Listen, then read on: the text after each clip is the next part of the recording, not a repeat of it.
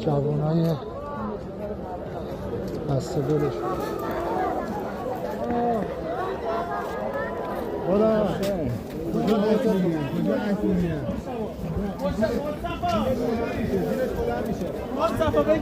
الو امین الو سلام چطوره؟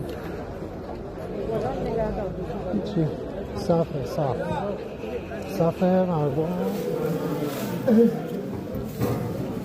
امروز امین